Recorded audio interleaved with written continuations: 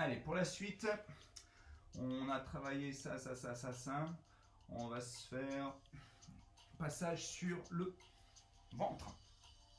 On va commencer par le leg pull prone, notre gainage. Donc ici, je vais me tourner un peu plus, vous verrez mieux. Là. On va se placer en sphinx, c'est-à-dire les avant-bras parallèles. On n'a pas les mains qui se croisent, d'accord? On peut avoir, voilà, une parallèle. Pour ça, fiez-vous à vos index. L'index doit être aligné avec votre avant-bras. Si c'est les autres, il y a de grandes chances que ça parte à l'intérieur. On ne veut pas. Donc, coudes serrés. Et pendant tout l'exercice, il va falloir serrer les coudes et écarter les mains pour être bien stable. Les doigts bien écartés pour avoir un appui sur chaque doigt. Les épaules bien au-dessus des coudes. Et ici, on va mettre une rétroversion du bassin. En pilates, dès qu'on est en position sur le ventre, pour éviter les hypercambrures, on met une rétroversion du bassin. Tac, ici, d'accord? Au niveau des appuis, vous devez sentir votre bassin. Je le répète. Donc, notre bassin, c'est un trapèze. Tac, avec la symphyse pubienne en bas. Les deux petits angles ici, d'accord? Et les deux gros angles en haut, nos crêtes iliaques. Donc, quand on est sur le ventre, naturellement, on va être ici, en appui crête iliaque. Et du coup, on va hyper cambrer, d'accord? Ça va nous donner ça, tac, d'accord? On cambre, on a un appui ici. Nous, ce qu'on ne veut pas, on va mettre une rétroversion du bassin, venir prendre appui sur la symphyse pubienne et effacer légèrement la cambrure.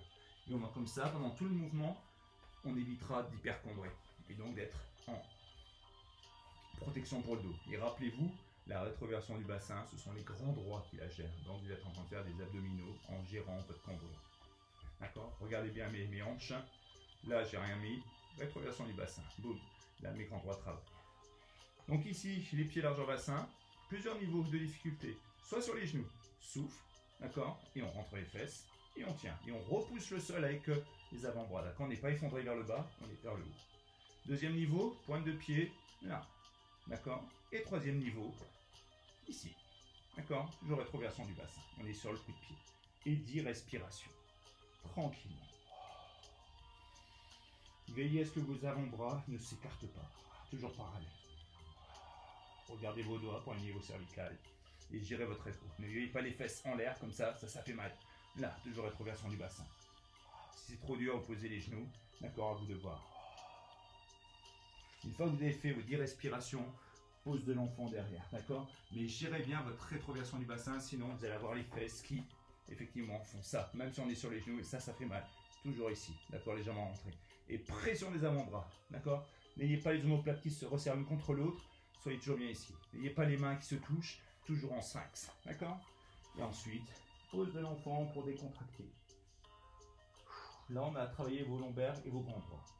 10 respirations maximum. Si on n'en tenait que 5 avec les 5 référentiels, c'est déjà très bien. Deuxième mouvement, on va se faire le single leg kick.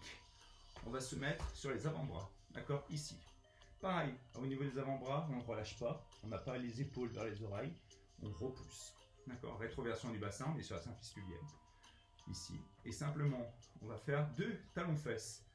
Un pied flex et pied en pointe, et on repose. D'accord? Souffle, souffle et inspire. Et ça nous donne ça. Souffle, souffle et inspire. Ce mouvement veut nous faire poser les crêtes iliaques, c'est-à-dire le haut du bassin. On ne veut pas. Serrez très fort vos grands droits pour rester sur la symphyse pubienne, malgré le mouvement qui veut nous faire quitter cette position sur la symphyse pubienne et au haut du bassin. Souffle, souffle et inspire. Et en même temps, vous repoussez le sol avec vos avant-bras. D'accord, vous n'êtes pas relâché ici, on est tout là-haut. On est engagé musculairement dans la ceinture abdominale et dans la ceinture thoracique. Souffle, souffle, inspire. Et plus vous allez chercher loin, plus les quadris sont raides et plus le bassin va vouloir se reposer au sol. Et vous ne voulez pas. Tranquillement. Flex, pointe. C'est une bonne gymnastique du cerveau, ça, de gérer les pieds. C'est pas les pieds qui gèrent comme on peut, c'est voilà. Flex, flex, pointe, pause. Flex, pointe, pause. D'accord, une fois que vous l'avez fait 10 fois, vous relâchez. Si vous avez besoin de retourner à la pose de l'enfant, pose de l'enfant. D'accord? Droite-gauche, ça fait 1. Donc, il y en a 20 à faire. Ok? Ensuite, on va passer à notre swan dive. le meilleur mouvement pour renforcer les lombaires, c'est mon préféré. Les pieds toujours largeur bassin. On va premier niveau, ici, en aile d'avion. Le menton légèrement rentré. Rétroversion du bassin. Premier niveau, souffle et inspire. À la force du dos, on se décolle. Souffle, pas besoin de lever les mains restent bien au sol. Et inspire. Les pieds, les talons ne sont pas à l'intérieur, les talons sont légèrement vers l'extérieur. Souffle et inspire. Pas besoin de lever la tête, arriver droit devant. Comme si on tenait un pamplemousse, une balle de tennis entre menton et sternum. On le tient. Deuxième niveau, les coudes, hauteur d'épaule. D'accord? Pas besoin de monter plus haut, hauteur d'épaule. Bras chandelier, les doigts bien écartés. Et simplement, souffle. On ne pousse pas dans les mains, c'est à la force du dos. Les mains sont juste là pour prendre appui, pour m'aider à forcer plus sur le dos et monter plus haut. Souffle et inspire. Serrez bien fort, rétroversion du bassin omniprésente. Souffle. Et gérez bien la rétro, gérez bien l'effort, mais sans pousser sur les mains. Et inspire. Et dernier niveau. Souffle. Inspire.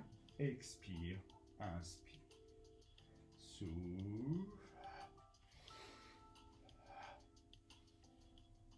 Donc ici, si vous faites ce mouvement-là, ce dernier niveau, ce n'est pas, regardez bien, souffle et on lâche tout et on voit ce qui se passe et pas d'accord? Non, c'est vous qui maîtrisez, c'est vous qui décidez d'aller à l'avant, c'est vous qui décidez de retourner à l'arrière, c'est vous qui décidez de redescendre vers le bas.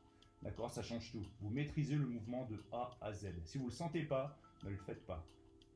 Simplement, souffle, je veux aller à l'avant, je veux aller à l'arrière et je veux redescendre. C'est moi qui gère et ce n'est pas, d'accord, là. Tout est contracté ici dans mon dos. Les épaules, ma colonne vertébrale, mes fessiers, mes ischios, tout est contracté pour m'aider à faire une bascule. Et je peux les enchaîner si je veux parce que c'est moi qui décide de le faire et non pas la gravité. D'accord? Et on repose. Une fois que vous l'avez fait 10 fois, celui-là, soit ici, soit simplement ici, ou soit avec carrément la bascule. D'accord? Vous revenez dans la pose de l'enfant, tranquillement.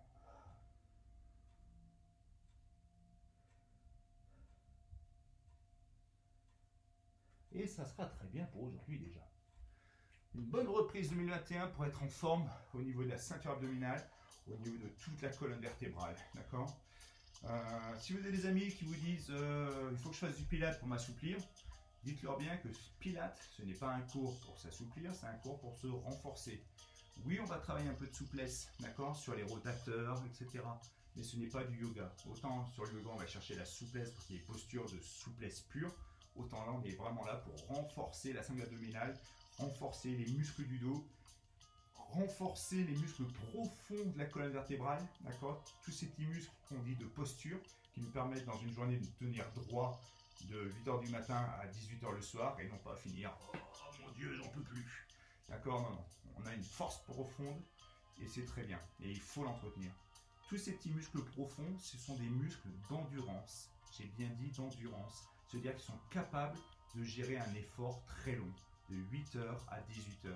Seulement, ils ne sont pas entraînés. Et souvent, à la fin de la journée, on est complètement relâché, on est avachi. Non, entraînons-les pour avoir une posture propre du début de la journée jusqu'à la fin de la journée, avec nos 5 référentiels. D'accord?